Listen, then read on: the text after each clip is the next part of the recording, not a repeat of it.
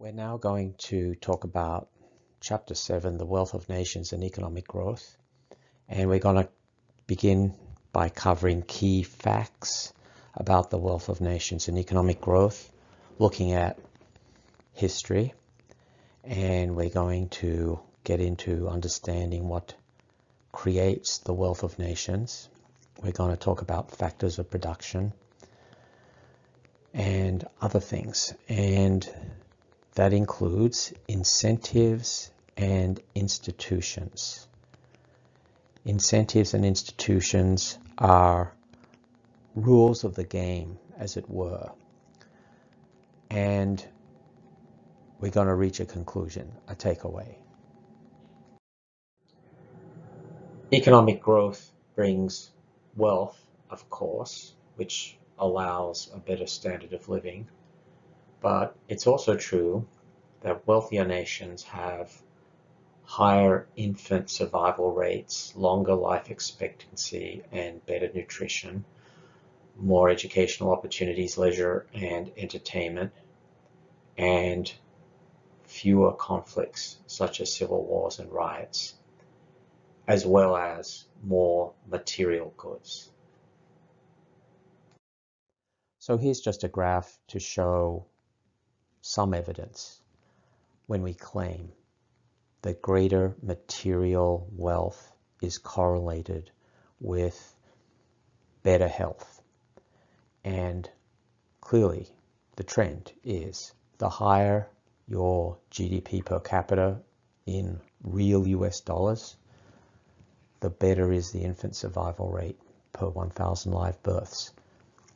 And one reason we like to look at infant survival rate is because that's something that is really impactful to poor people. If you're a rich person, you don't worry about the risk of having a risky live birth because you have access to good health care. But if you're a poor person, that's the kind of phenomenon where you have most to gain. Very poor people are the ones who suffer the most from low survival rates. So GDP per capita in real terms is correlated in a positive way with infant survival rates, which is one thing that desperately poor people are badly impacted by. So we're going to run over some basic facts about the wealth of nations and economic growth. And the facts are pretty straightforward. GDP in real terms, of course, per capita varies enormously among nations, and that's no big surprise. Second thing, everyone used to be poor. And the third thing, even in the current day, we can look to countries which we regard as growth miracles, and some are growth disasters. So here we're showing the range of income per capita real value for different countries. The furthest to the left are the poorest countries like Liberia. And as you move to the right, you are increasing, of course, GDP per capita. And next to the far right, you reach the United States. And then you do a big jump up to Luxembourg, which is a country in the middle of Europe, effectively, which is the headquarters of the European Union. And about half the people in Luxembourg are foreigners. And its total size is about 1,000 square miles. Anchorage, Alaska is about 1,600 square miles. So Luxembourg is pretty small. And that shows you the extremes of GDP per capita. Before you think about moving to Luxembourg, this is a measure of income. It doesn't allow for taxes and it doesn't factor in the cost of living. So if we look at the data over time, we find that having GDP per capita at today's levels is a relatively new phenomenon. And if you go back 2,000 years, you'll find that pretty much everywhere in the world had that same real GDP per capita. And that was determined by the minimum level to survive. And what you're going to see on a graph is that really for most of recorded human history, there was zero long-run growth or zero significant long-run growth in real per capita GDP. Now, in present day, GDP per capita is much higher in the richest countries, which are about 50 times richer than the poorest countries. So here's a graph showing the facts of the history of per capita real GDP. And this data was originally compiled by an economist by the name of Angus Maddison.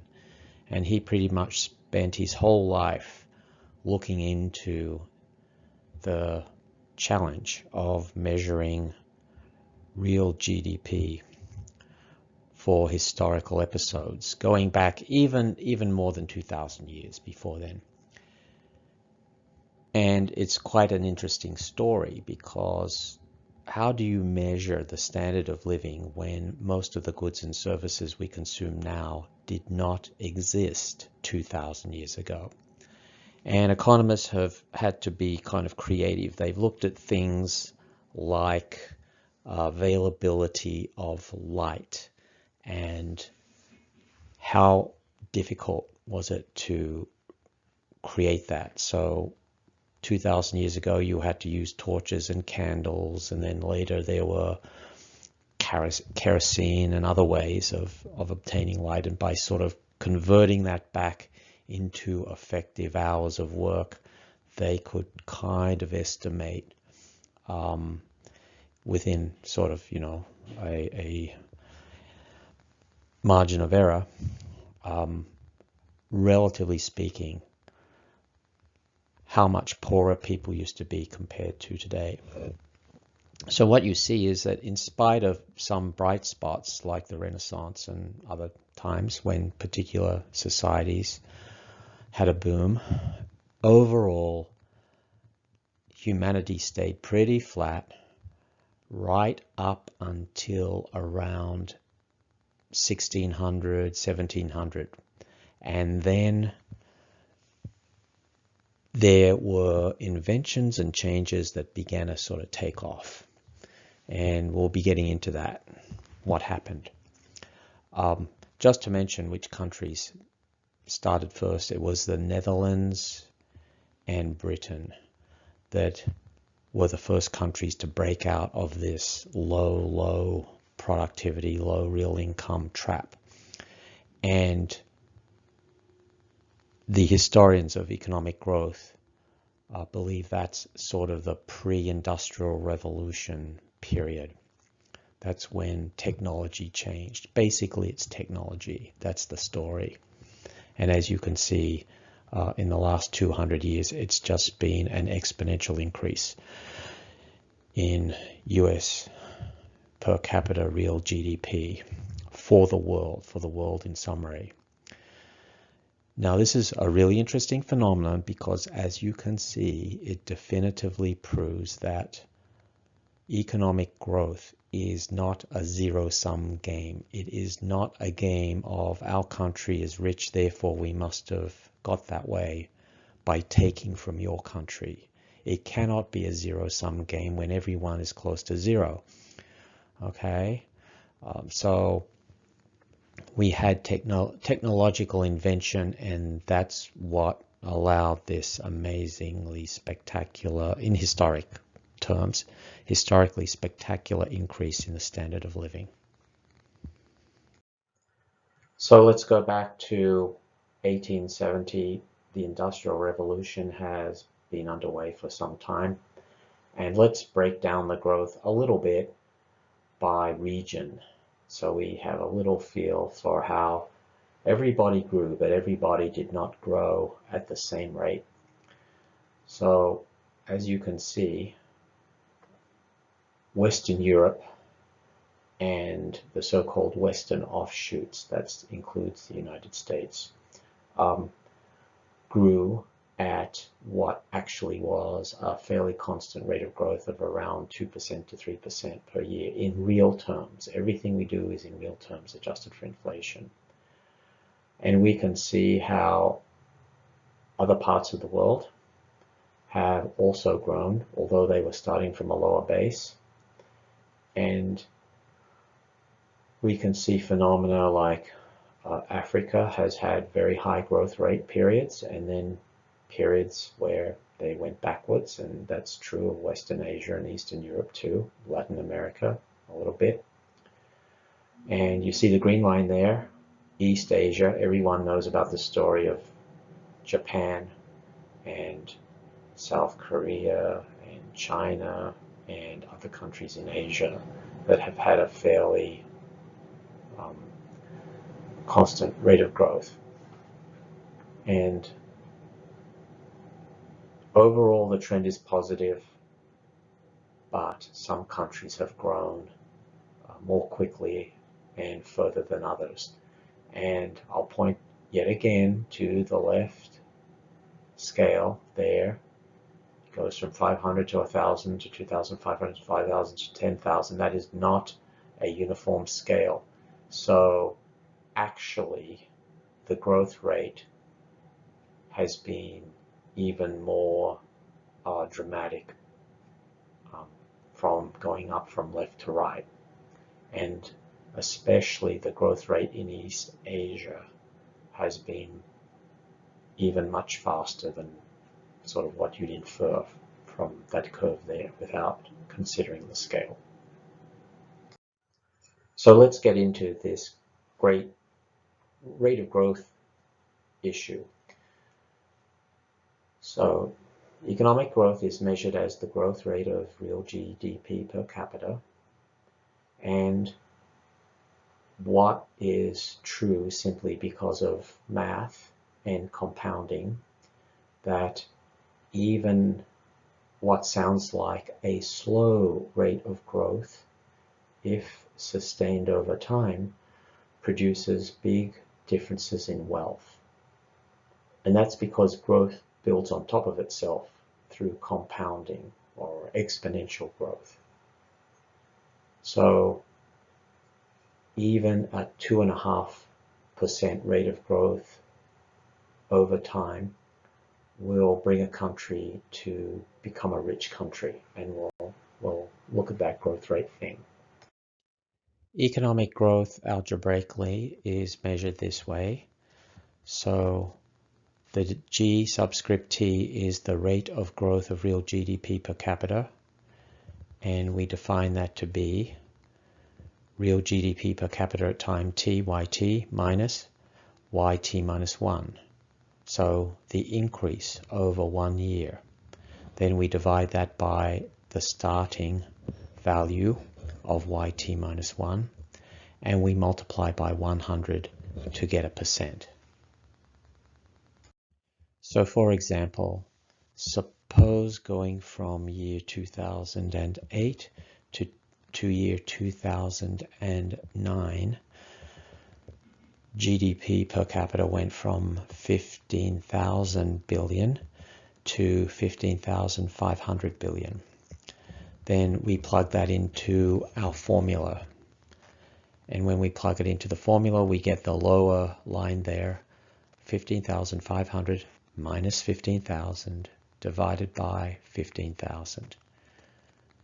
So the new value for GDP in year 2009, subtract off the value from the previous year, and we're getting the absolute amount of the increase, which was 500. We divide that by your starting value of 15,000 and multiply by 100. And what we get is a 3.3% increase in GDP over the course of 1 year. There is a little sort of trick to help figure out quickly what is the length of time it takes for a country or any growth phenomenon to double. So how long would it take a country growing at, let's say, 2% per year to double its standard of living? Well, what you do is you take the number 70 and you divide it by the percentage rate of growth. And whatever you number get is the number of years it will take for the country to grow.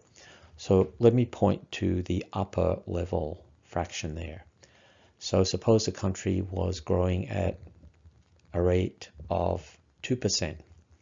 And we wonder, okay, how quickly will the country become twice as rich as it is now if it's going to grow at 2% continuously? Well, 70 divided by 2 equals 35. So that means it will take 35 years to double your income if you are growing at a rate of 2%. Go down to the lower half there.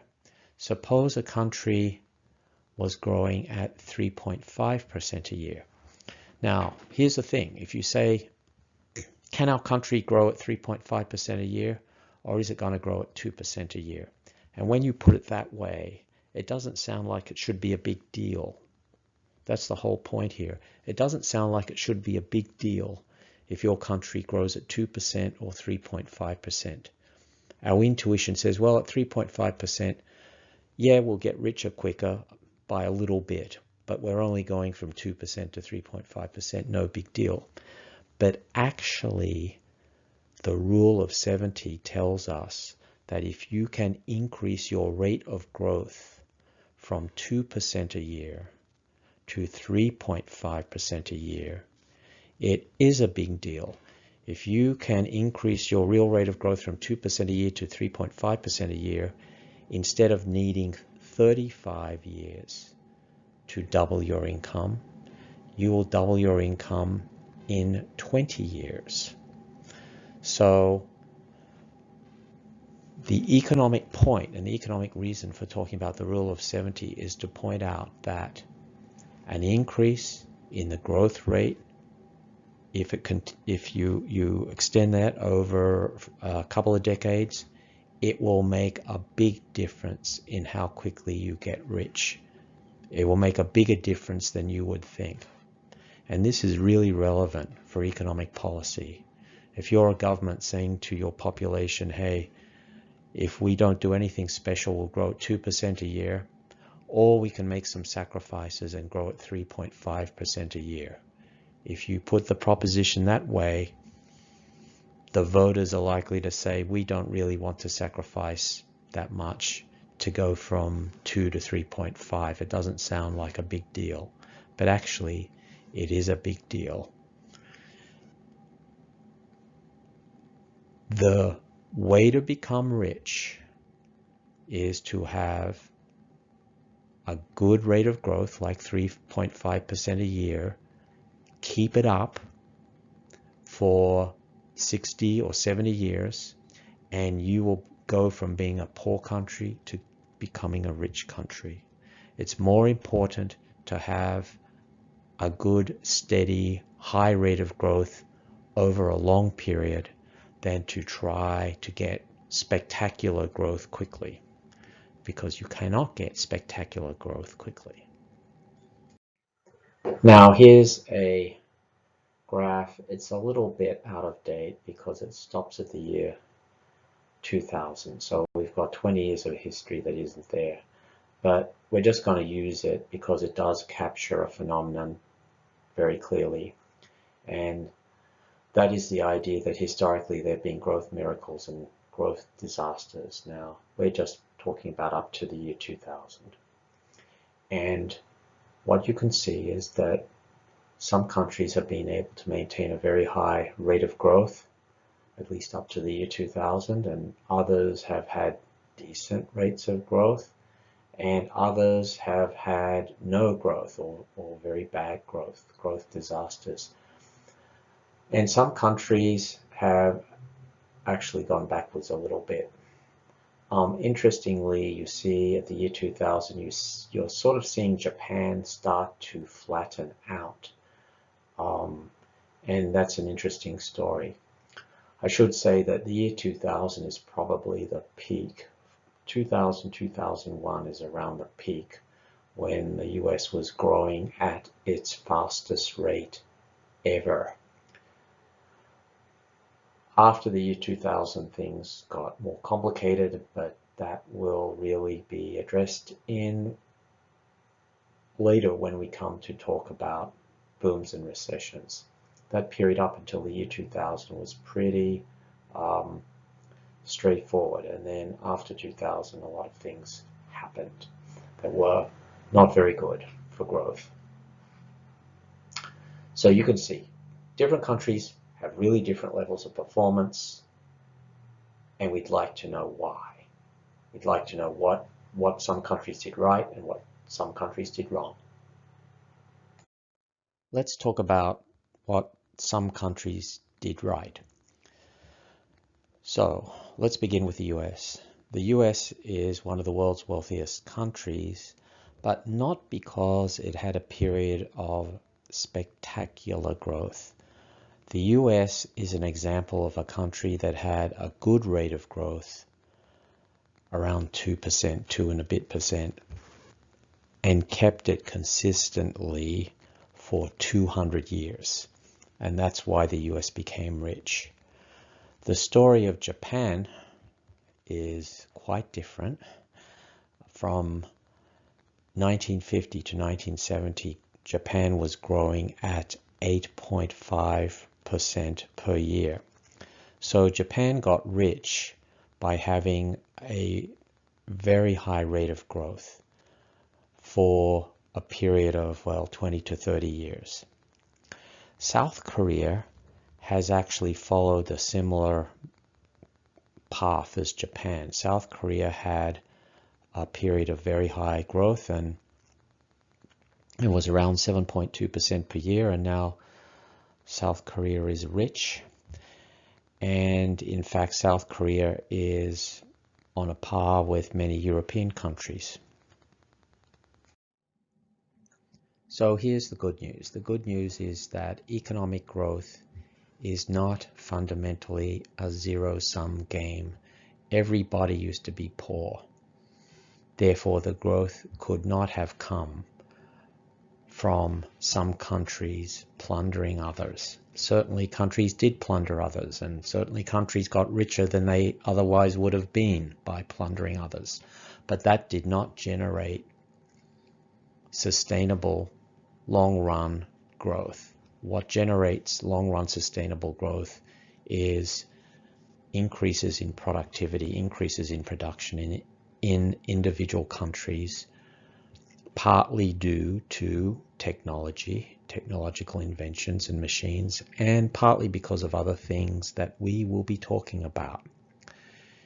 Increased economic growth has raised the standard of living for most people in the developed countries, and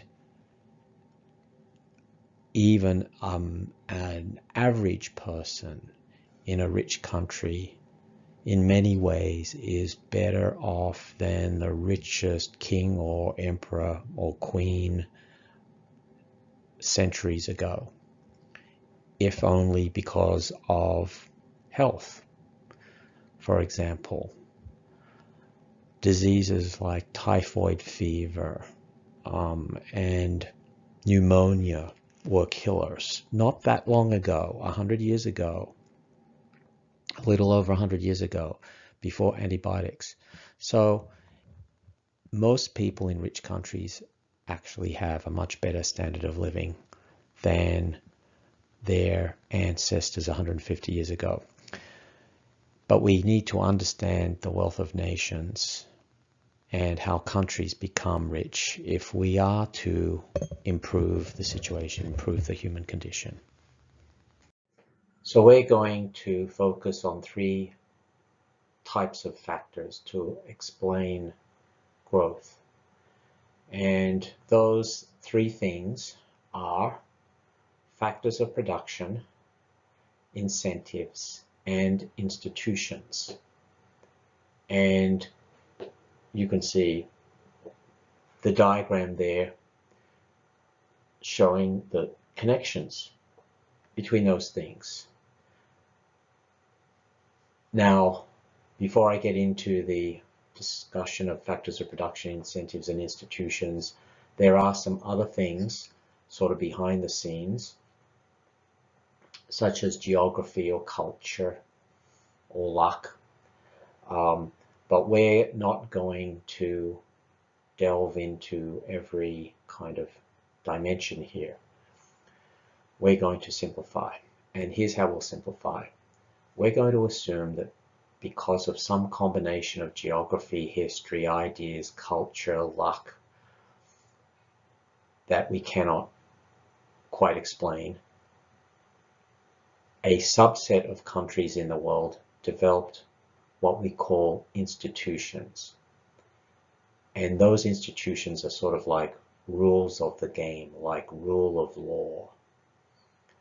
And those institutions, rule of law and certain other kind of rules of the game ideas, created incentives for people to create wealth. Now, the capacity to create wealth also depends on the availability of what we call factors of production. So physical capital, which you see in the diagram, means something like a machine. Capital here, in this context, the topic of economic growth, does not mean financial capital. The word capital in economics has multiple different uses for completely different ideas. So in the context of economic growth, the word capital means something like a form of technology or resource. Okay? So physical capital is machines, trucks, roads, stuff like that. Human capital is human productive knowledge, the knowledge of how to drive a forklift, the knowledge of how you make steel, that kind of thing. What's inside people's heads. And technical knowledge is the knowledge of how to put all these factors of production together to produce stuff. And of course, the organization of that, how to take physical capital, human capital, and any other resources and produce stuff that people value. Well, that's requires some kind of organization. And out of that, you get GDP per capita. To formalize some of the definitions, physical capital is the stock of tools that include machines, structures, and equipment. Human capital is the productive knowledge and skills that workers acquire through education, training, and experience. So physical capital is very visible, very tangible. Human capital is invisible. It isn't tangible. It's the productive knowledge that's inside people's heads. So discussing factors of production, there's nothing very surprising here. Countries that have high GDP per capita can be shown to have a lot of factors of production: physical capital, human capital, and technological knowledge. You need all three, by the way. It's no good having 2 out of 3. You need all three. And having more and better physical capital makes workers more productive. Human capital enables workers to take advantage of physical capital, more sophisticated tools, and greater quantities of physical and human capital per worker makes workers more productive. And human capital is increased through education and training. I'll say that last line there is missing an important word, which is training. If we think of education as a sort of broad knowledge about how the world works, and training is specific knowledge of how to use specific tools, for example. And technological knowledge is knowledge about how the world works, but not that kind of knowledge which also can be used to produce goods and services. So the invention of knowing how to use electricity, the invention of the automobile. Here we're talking about the abstract knowledge of how to create those things. Now here's something we'll talk more about in a future chapter, but just to bring it up briefly here, improved technological knowledge increases productivity and is potentially boundless. That is to say, technological knowledge is especially valuable because it's not limited by the physical world. To give an example of what we mean, once one country invents antibiotics, every other country in the world can take that knowledge without having to reinvent it. Once one country or somebody in one country invents the light bulb, nobody else in the world needs to go and reinvent the concept of the light bulb and how to make it work. You only need to do it once, and everyone in the world can benefit from that new knowledge. Now, we can show lots of examples where technological knowledge has resulted in increased productivity. So farming, for example, and an infinite number of examples. Increasing technological knowledge then is pretty important, and it requires resources, it requires research and development. And the organization of factors reduction, as I mentioned before, is dependent on those incentives and institutions. So everything sort of has to work together. We use the word institutions to mean the rules of the game that structure economic incentives. The analogy is to the rules of a football game or the rules of a baseball game. The incentives of a football team to play a certain strategy depends on the way the rules of the game work. The incentive of a baseball team to follow a certain tactic will be dependent on the rules of the game. So talking about institutions, what kind of rules are we referring to?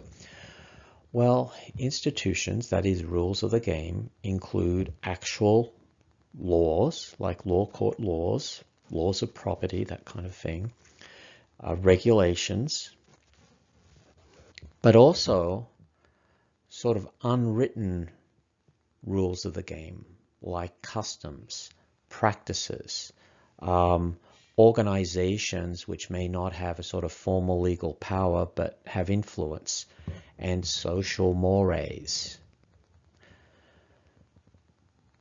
And institutions that promote growth are institutions that create incentives that align individual self-interest with the social interest. So for example, suppose your country has a sort of social, societal custom of honoring people who invent new technology that is productive. It's not an actual legal enforceable law, but it's more like a custom or part of the culture, you could call it. So it sort of has sort of like the effect almost of a system of law. And if you have that kind of culture where there are psychic rewards and sort of social standing rewards from new invention, we've created incentives that align the self-interest of people with what's good for society. You're honoring people for doing good things for society, basically.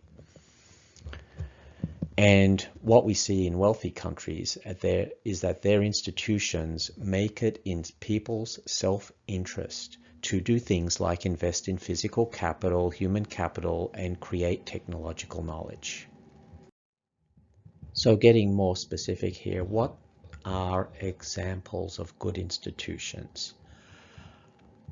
Examples are property rights, honest government, political stability, a dependable legal system, and competitive and open markets. So take property rights.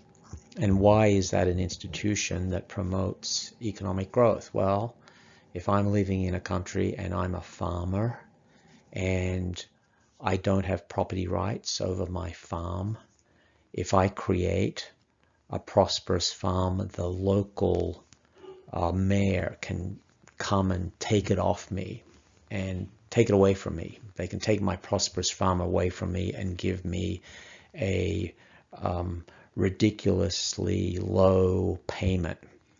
In other words, I don't really control the right to the thing that I have created, a prosperous farm. I don't really own it. What is my incentive to create a prosperous farm if it's only going to be stolen from me? So that's the essence of why the institutions or rules of the game matter so much. Honest government. If I behave honestly and create wealth, I should be allowed to keep it, subject to, reasonable taxation. Political stability. I think that's kind of obvious why political instability is not good for growth creation. A dependable legal system. If I'm a small farmer and I'm taken to court by a big company, I should be able to rely on a fair and dependable legal system to adjudicate between me and the big company. If I don't have a dependable legal system, I'm going to do all kinds of things to protect myself that are non-legal. Like maybe I'll start paying some local criminal organization to protect me. I don't know. I'll do things that are not good for society if I do not have a dependable legal system. And competitive and open markets. If markets are controlled by people with political influence, then there's going to be bias. People will be allowed to buy and sell based on their political connections instead of the quality of the goods and services they produce. So institutions, rules of the game, are critical to determining the fundamentals of how an economy will either be pro-economic growth or effectively anti-economic growth. And property rights are important institutions for encouraging investment in physical and human capital. If everybody owns everything, you are separating effort from return or payment. So that creates an incentive to free ride. And we can see all kinds of examples historically. For example, when China decades ago switched from communal to individual farms, food production increased by 50%, and that alone helped raise almost 200 million people above the lowest property line. When the farmers were allowed to have property rights over their farm and property rights over the production that they created, it increased production by a very significant amount. And that's just data. That's just what happened. So not to drag this point out too much, savers won't save, investors won't invest if they don't expect they'll receive a return for their savings and investment. Property rights are also important for encouraging technological innovation. We'll talk more about that later, but typically it's a lot of hard work and a lot of money to create a new invention that is valuable, and inventors need a return. They need a return not just as a reward, but they need a return in order to fund the research, in order to fund their efforts.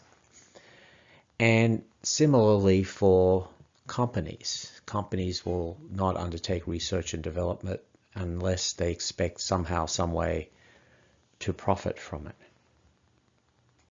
We need honest government because dishonest government, corruption, is like a tax on productive entrepreneurs, and few people will want to be entrepreneurs if they know their wealth will be stolen. Simple as that. Time to do a little bit of projection of data. So why don't we look at data on the effect of corruption? And if you look on the list there, on the left, the top 10 least corrupt countries are, guess what? All rich countries. They're all countries people would like to move to. They're all countries people would like to live in.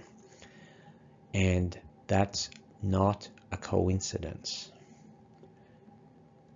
Corrupt countries are countries people prefer not to live in if they have a choice.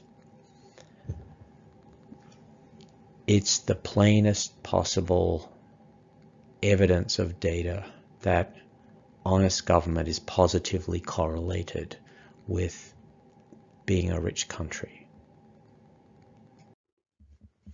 And here's a more complete data set. It's a little bit hard to see, but we can see the way that dollars per capita being high is correlated with corruption being low, and high corruption is correlated with low GDP per capita. And it's all about incentives. And in this context, I'd point out a sort of interesting, what we call natural experiment. Take North Korea and South Korea. North Korea and South Korea before 1950 were one country. Same history, same people, same culture, same everything, pretty much.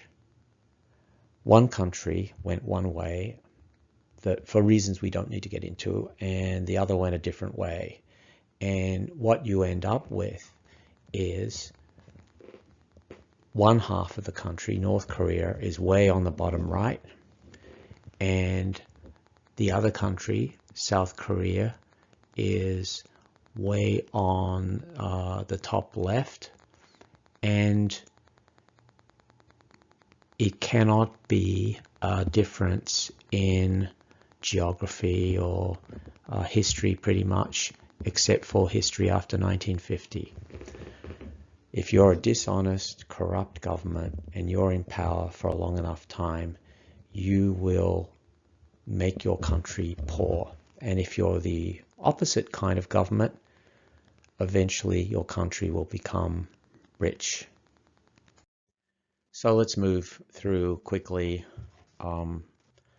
the ideas. So of course a good legal system facilitates contracts and prevents expropriation. And poorly protected property rights could mean you have too much government of the wrong sort or too little government of the right sort.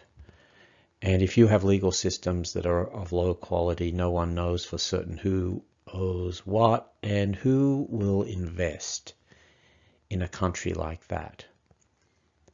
And if lenders are not sure they'll get their money back, why will they lend money? And if there's no lending of money, there's no borrowing. There's no borrowing to create infrastructure, physical capital. It's a serious problem.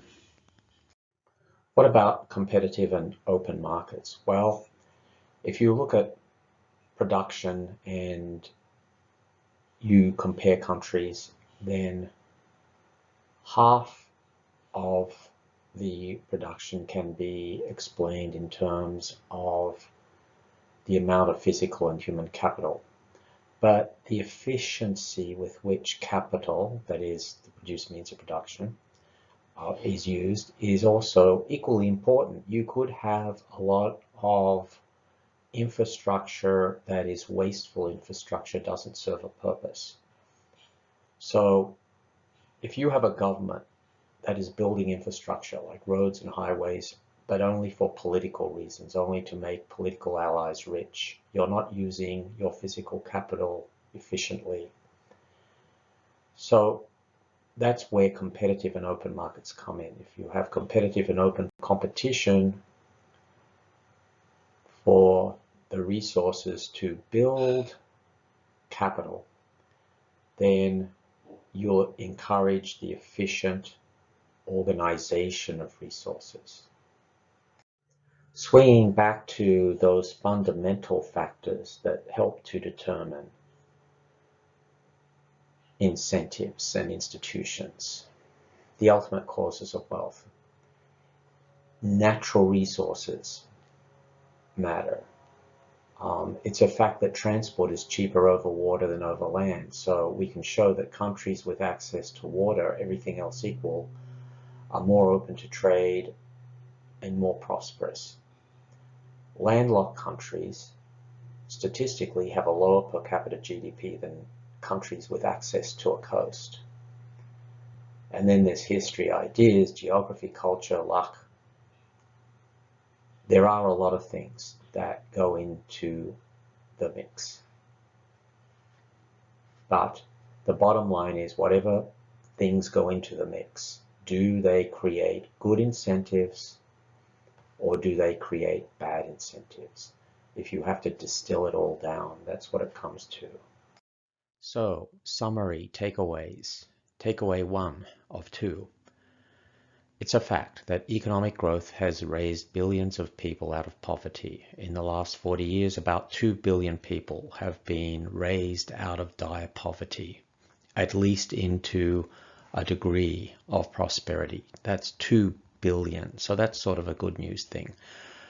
And it's also true that poor countries can catch up to rich countries, and in a surprisingly short period. South Korea, not that long ago, used to be regarded as a poor country, and now it's a rich country. So we have data, we have evidence, we have examples of that. And when we look at correlations, the countries with high GDP per capita have lots of physical and human capital per worker organized using the best technological knowledge.